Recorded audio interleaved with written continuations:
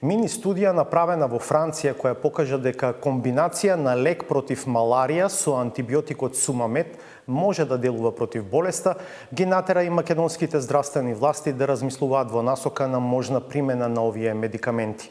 На телефонска линија, во духот на препораките на социјална дистанца, ја имаме професорката Александра Грозданова, председателка на Комитетот за имунизација при Министерството за здравство. Професорке Грозданова, каква е оправданоста од евентуално внесување нови лекови во терапијата со која се третираат заболените од коронавирус во Македонија?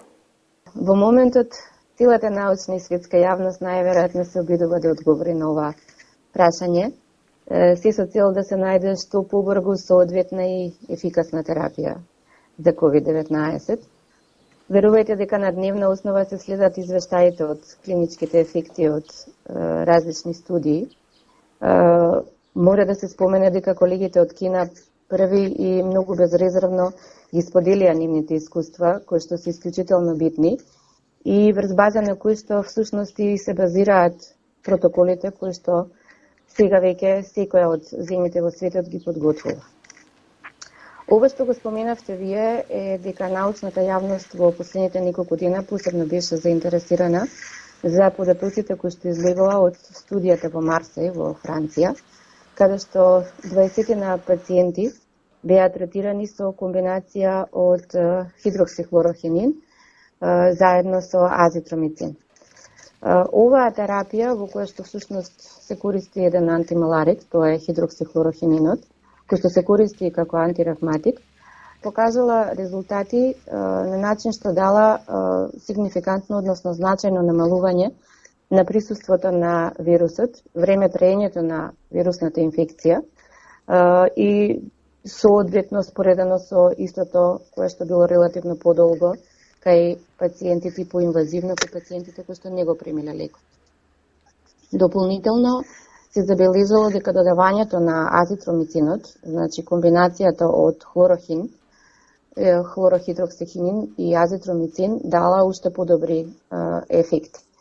Меѓутоа, оно што мора да се спомене е дека бројот на овие испитаници е многу мал и оваа студија е многу рано за да се потврди дека постои ефикасност и безбедност, особено имајќи во предвид дека и комбинацијата на лекови се користи во така наречена, ние велиме off-label употреба, односно надвор од нивната основна индикациона употреба. Сепак, оно што е добро е што станува збор за два лека кои што претходно имаме искуство во нивната употреба и што се охрабрувачки доста резултатите, што дале позитивен ефект ке одредена група на пациенти и во одредена фаза од заболувањето. Но имајќи во предвид колкава е потребата за што побрзо и поефикасна терапија, особено кај тешките форми на болест и евентуално онаму каде што навистина немаме што друго да употребиме, оправдано е да се направат и обиди да се примени оваа терапија за лекови, која што веќе во неколку центри во светот се користи. Докаде е процедурата за лековите да може да почнат да се применуваат од инфектолозите кај нас? Колку што имам информација од колегите од инфективната клиника, тие веќе го имаат подготвено оно што претходно го спомнав, тој протокол за лекување. Токму според насоките кои што ги добиваме од сите овие студии, од сите меѓународни протоколи, овој протокол не опфаќа лекување само со оваа комбинација, туку направени се и повеќе други алтернативи.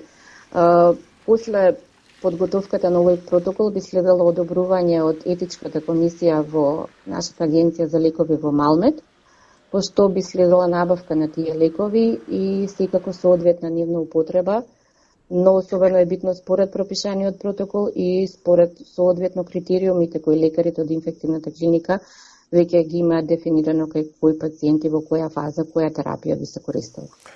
И вие слушнавте од Министерството за здравство, информираа дека поради огромна побарувачка на Сумамед во аптеките, тој е повлечен од слободна продажба и може да се доби исклучиво на рецепти на товар на фондот. Ги чув овие информации и официјално и од колегите, од моите колеги фармацевти од аптеките. еден најпрво многу сериозен апел до нашите граѓани, дека станува збор за терапија која и во ниеден случај не би требало да ја користат на своја рака. Особено имајќи во предвид дека токму оваа терапија, односно антибиотската терапија, е многу важно да се прима соодветно и задавање на соодветна индикација. Неправилната, неоправданата употреба на антибиотици, која што може би е и пракса во нашите простори, вклучително и на азитромицинот, може да дојде до создавање на резистентност или неефикасност кон истиот, кога навистина тој би требало да биде употребен. Дополнително употребата или може би идеите да некои пациенти примаат на своја рака ваков вид на терапија е исклучително ризична, имајќи во предвид дека може да биде дури и фатално кај некои од овие пациенти. Во таа конотација навистина е можеби и добар чекорот кој што Министерството на здравство го направило за повлекување, односно рестриктирање на одавање на сумамедот, се со цел нормално да нема злоупотреба на истиот. Има и други лекови кои се дел од експериментални тестирања во светот. Што е со нив и дали македонската наука и власти ги следат и овие процеси? Во моментот постојат повеќе студии за лекови и протоколи. Споменав дека и протоколите кои што се изготвуваат не се само за еден вид на терапија. Многу ветувачки и таргетирана терапија во овој случај би била нормално антивирусната терапија, иако тука е многу лимитиран избор што го имаме.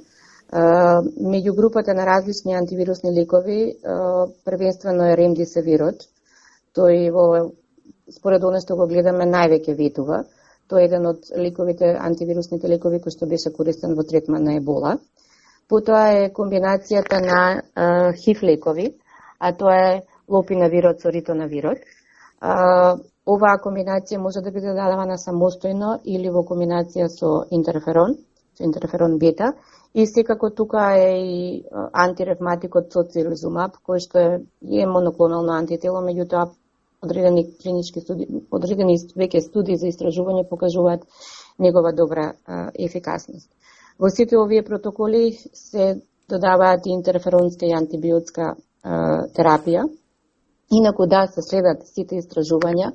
Во исто време два глобални проекти започнуваат, едниот од Светска здравствена организација, кој што е именуван како Солидарност, односно Солидарити, а другиот од Европската унија, кој што е именуван како Discovery, каде што всушност овие 4 комбинации, 4 платформи или 4 вида на терапија ќе бидат цел на едно глобално мултицентрично истражување кое што веќе од пред неколку дена започна.